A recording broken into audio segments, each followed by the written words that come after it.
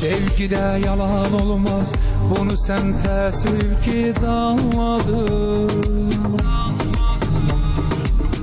Xəyanətin bədəli ağır olur, sən bunu yalanladın. Sevginin ocağını söndürdün, alovunda yanmadın. Bu sevgi oyununda ümidi verip talihimle oynadım.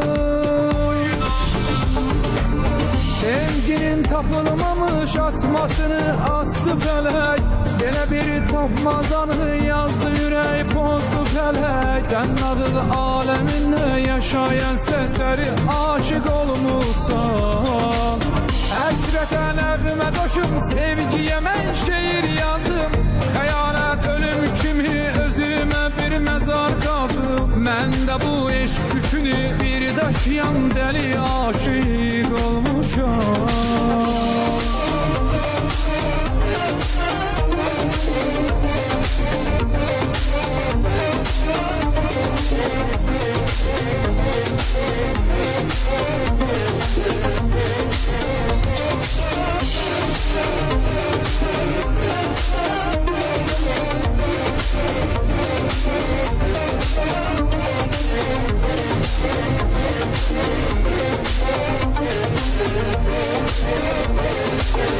Sevgide yalan olmaz, bunu sen təəssüf ki anladın. Xəyanətin bədəli ağır olur, sən bunu yalanladın.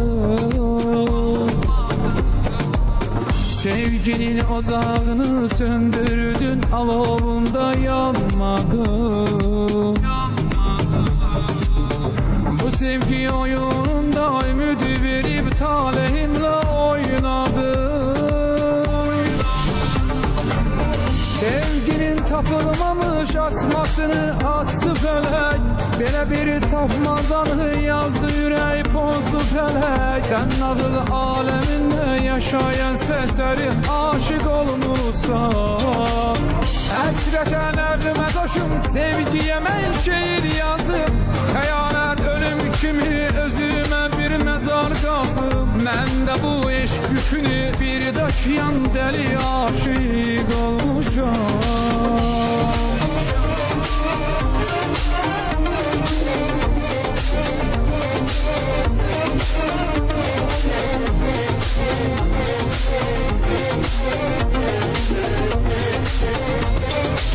Həsrətə nəğmə qoşum, sevgiyə mən şeir yazım.